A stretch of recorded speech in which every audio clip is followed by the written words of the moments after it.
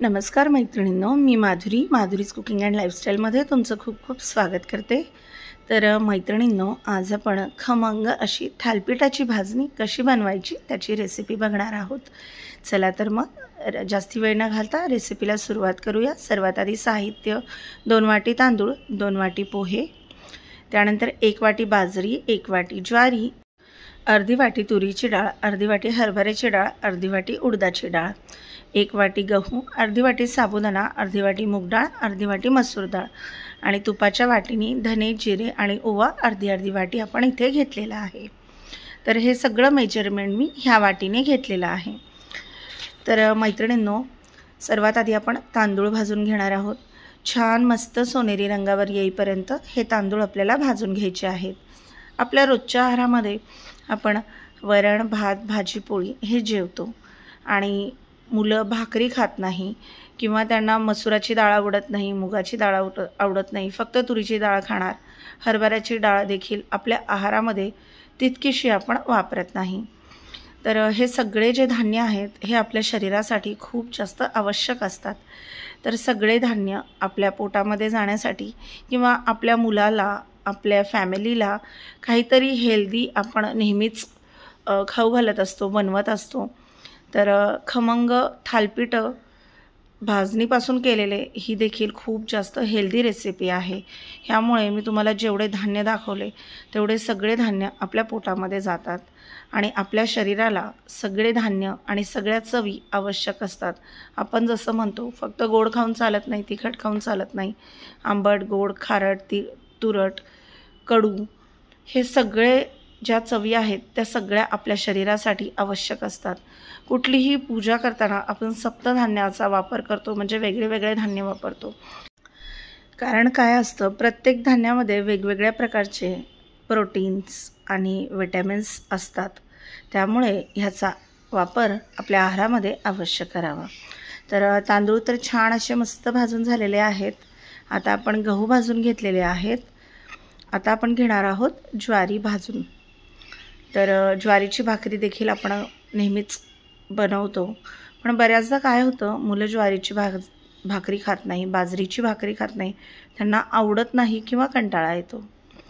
तर त्यामुळे हे मिक्स धान्याचे भाजणीचे जे थालपीठ असतात ना, ते खायला भन्नाट लागतात आणि खूप जास्त हेल्दी आहे आणि हिवाळ्यामध्ये भाज्या देखील खूप येतात। तर आपण या थालपीठामध्ये वेगळ्या प्रकारच्या भाज्या देखील ॲड करू शकतो आणि आपले थालपीठ देखील खूप जास्त हेल्दी म्हणून तयार होतात। तर आता ज्वारी देखील ऑलमोस्ट भाजत आलेली आहे। आता आपण बाजरी घालून घेतोय। तर मी तुम्हाला हे जे प्रमाण सांगितलेले आहे हे अतिशय अचूक प्रमाण आहे। ह्या प्रमाणामध्ये तुम्ही जर हे थालपीठ बनवले तर अजिबात बिघडत नाही किंवा तुकडे वगैरे पडत नाही।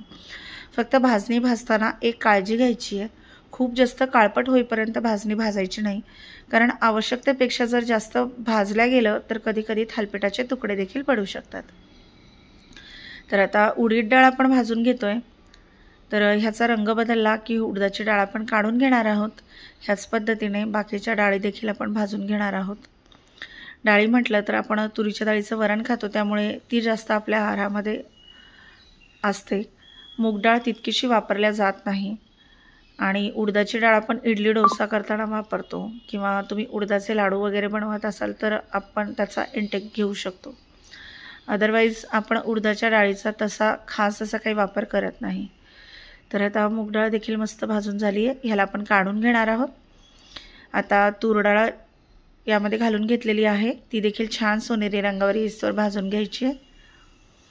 त्यानंतर आपण राहिलेलं जे साहित्य आहे, ज्या डाळी आहेत त्या भाजून घेणार आहोत। तर खूप हेल्दी अशी रेसिपी आहे। पुढच्या व्हिडिओमध्ये आपण यापासून थालपीठ कसे बनवायचे त्याची रेसिपी बघणार आहोत। तर आज भाजणी बघूयात। आता चणा डाळ आहे ती देखील भाजून घ्यायची आहे। मी आधी सांगितल्याप्रमाणे खूप जास्त प्रमाणात कुठलंही साहित्य भाजायचं नाही आहे, नाहीतर थालपीठचे तुकडे पडू शकतात, ते खूप जास्त ठिसूळ होईल। मग तुम्ही यामध्ये ह्या भाजणीमध्ये थोडंसं ज्वारीचं पीठ देखील घालू शकता। आता मसूर डाळ आपण यामध्ये घालून घेतोय। तर थोडीशी भाजणी, थोडंसं ज्वारीचं पीठ घातलं तरी देखील काहीच हरकत नाही। थालीपीठं छान होतात किंवा आपल्यापैकी बरेच जण मोकळी भाजणी देखील करतात. तर तुम्हाला जर त्याची रेसिपी हवी असेल तर तुम्ही कमेंट करून सांगू शकता. ती मोकळी भाजणी देखील खायला खूप भन्नाट लागते, खूप हेल्दी आहे. तर तुमची तशी रिक्वेस्ट असेल तर मी मोकळी भाजणीचा व्हिडिओ करायचा नक्कीच प्रयत्न करेल. आता आपण यामध्ये साबुदाणा घालून घेणार आहोत. यामुळे ह्या भाजणीला थोडासा चिकटपणा यायला मदत होते. त्यामुळे थोडासा साबुदाणा आपण यामध्ये घालून घेतोय. तर तुम्ही थालीपीठ कसे बनवता, कुठल्या पिठाचे बनवता, भाजणीचे बनवता की फक्त ज्वारीच्या पिठापासून थालीपीठ बनवता की मिक्स पिठापासून बनवता, कमेंट करून नक्की सांगा. मला जाणून घ्यायला नक्कीच आवडेल. आता साबुदाणा झाला की पोहे आपण भाजून घेणार आहोत. पोहे खूप जास्त भाजण्याची अजिबात गरज नाही आहे. थोडासा क्रंच येण्यापुरतेच पोहे आपण भाजून घेणार आहोत.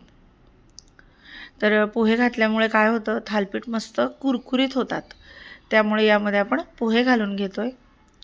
आता पोहे देखील भाजत आलेले आहेत. एवढेच आपल्याला भाजून घ्यायचे आहेत. काढून घेणार आहोत आपण लगेचच. आता पोहे काढल्यानंतर तुपाच्या वाटीने धना, जिरा आणि ओवा अगदी आपण पाव वाटी घेतलेला आहे. तुम्ही थोडंसं वाढवू शकता. यामुळे थालीपीठाला छान खमंगपणा येतो. आणि थालीपीठ बनवताना जिरे ओव्याची पावडर नाही घातली तरी देखील चालतं. आता हे सगळं भाजून झालं की याला आपण काढून घेणार आहोत. तर ह्यामुळे भाजणी आपण जेव्हा दळतो तेव्हाच भाजणीला खूप छान असा खमंग वास येतो. आता तुम्ही बघू शकता सगळं साहित्य छान असं भाजून घेतलं आहे. याला मस्तपैकी थंड करायचं आणि त्यानंतरच गिरणीवरून दळून आणायचं. तर बऱ्यापैकी क्वांटिटी होते याची. ही भाजणी तुम्हाला 2 ते 3 महिने आरामात पुरते. आता याला थंड झालं की मी याला दळून घेते. तुम्हाला सगळ्यांना तर माहीतच आहे की माझी घरातच गिरणी आहे, त्यावरच मी पीठ दळते. तर यावर आपण आता मस्तपैकी बारीक अशी भाजणी दळून घेणार आहोत. तर मैत्रिणींनो, ही रेसिपी नक्की ट्राय करा. भाजणीचे थालीपीठ नक्की बनवा. रेसिपी तुम्हाला कशी वाटली ते कमेंट करून सांगा. माझे व्हिडिओ जर आवडत असेल तर चॅनलला लाईक करा, शेअर करा आणि सबस्क्राईब करायला विसरू नका. भेटूया अशाच एका माहितीपूर्ण नवीन व्हिडिओमध्ये. तोपर्यंत धन्यवाद.